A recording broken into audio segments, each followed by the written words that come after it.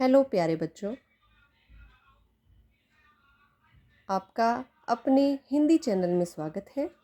देखिए, हम पढ़ रहे हैं कक्षा 5 की बांसुरी हिंदी पाठमाला का पाठ 8 ओस की बूंद। पाठ का सारांश हम लोग पिछली वीडियो में पढ़ चुके हैं।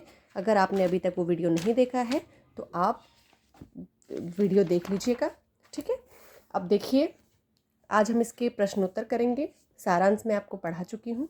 अभी देखिए, पहला प्रश्न इसमें है, कविता में ओस के चमकने की उपमा किससे नहीं दी गई है। ऑप्शन हैं आपके पास, जुगनू से, फूलों से, नभ के तारों से, विकल्प 1 या 2 सही है। अब देखिए, किससे उपमा नहीं दी गई है। जुगनू, हमने पाठ के जो अर्थ था वो पढ़ा था। जुगनू से ये दी गई है। नभ के तारों से ये भी इसकी तुलना की गई है। फूलों से, इसमें फूलों से तुलना नहीं की गई है।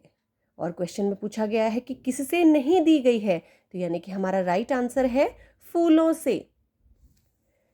नेक्स्ट है, ओस किस समय सबसे अधिक दिखाई देती है। तो मैंने आपको बताया था कि ओस सबसे अधिक सुबह के समय दिखाई देती है। ग है, कवि अंजलि में क्या भरना चाहते हैं। हमने लास्ट लाइन में पढ़ा था, कवि अंजलि में ओस कण को भरना चाहते हैं। अब देखिए, प्रश्न 2 है हमारा, दिए गए प्रश्नों के उत्तर लिखिए। क है, कवि ने ओस की बूंदों की तुलना किस किस से की है। तो हमने पाठ में पढ़ा था कि कवि ने ओस की तुलना किससे की है। ओस की बूंदों की तुलना मोती की लड़ियों, हीरों की कड़ियों, जुगनू, नन्हे रत्नों और दीपावली से की है। नेक्स्ट क्वेश्चन है, लुटा गया है कौन जौहरी अपने घर का भरा खजाना। इन पंक्तियों का भाव अपने शब्दों में स्पष्ट कीजिए। तो देखिए, इस पंक्ति का भाव है, प्रातः काल की बेला में पत्तों, फूलों और हर कदम पर आगे बढ़ते हुए ओस कण रत्नों की भांति दिखाई पड़ रहे हैं। इन ओस कणों को देखकर ऐसा प्रतीत हो रहा है कि जैसे किसी जौहरी ने अपने घर के भरे खजाने को लुटा दिया हो। ग प्रश्न है, ओस कणों को दीपावली के त्योहार से कैसे जोड़ा गया है। तो देखिए, हमारा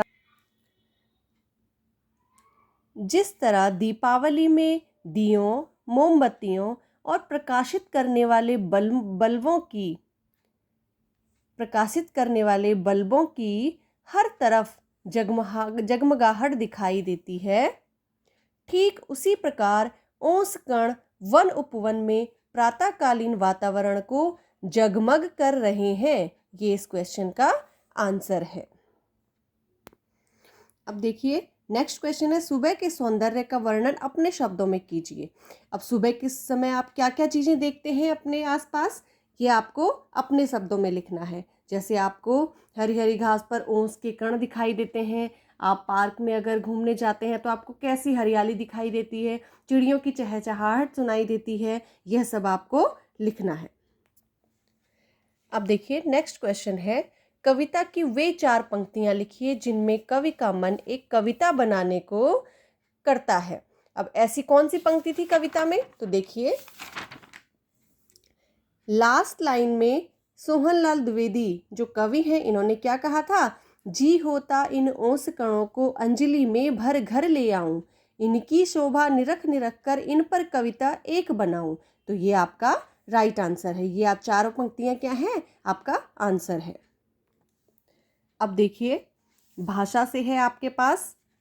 पहला प्रश्न दिया गया है, दिए गए शब्दों को वर्णमाला के क्रम में लिखिए। यानी कि जिस तरह से वर्णमाला के क्रम होता है ना, उसी प्रकार से आपको यहाँ पर लिखना है। इनमें से देखिए, सबसे पहले इनमें से आता है उपवन, ओस, कण, खजाना, जुगनू, दीपावली, नभ, फूल, लड़ियां और शोभा। सेकंड क्वेश्चन है, दिए गए विशेषणों के आगे कविता से विशेष्य चुनकर लिखिए। कविता में विशेषण किसके लिए कहा गया है, ये शब्द किसके लिए कहा गया है, आपको वो लिखना है, विशेष्य शब्द लिखना है। जैसे हरी किसके लिए कहा गया है, घास के लिए। उज्ज्वल हीरे, नन्हे तारे।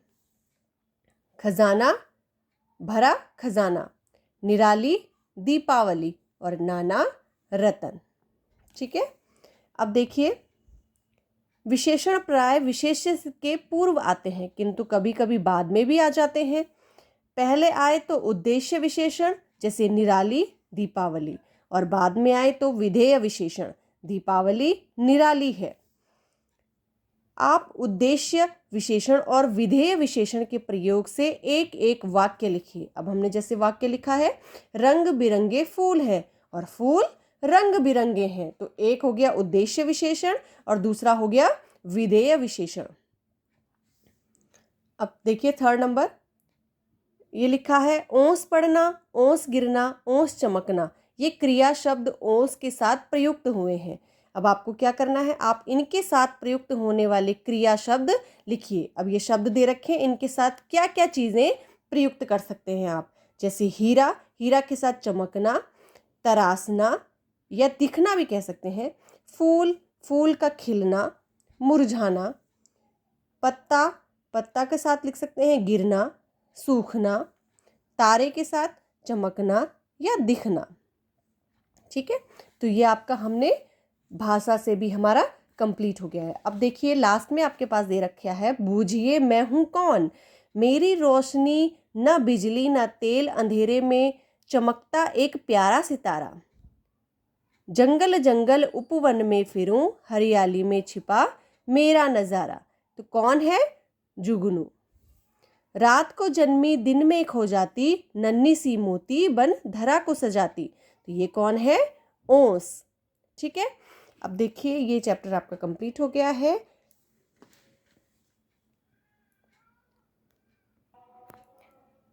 प्रश्नोत्तर समझ आए हो तो चैनल को सब्सक्राइब कीजिएगा, लाइक एंड शेयर करना ना भूलिएगा।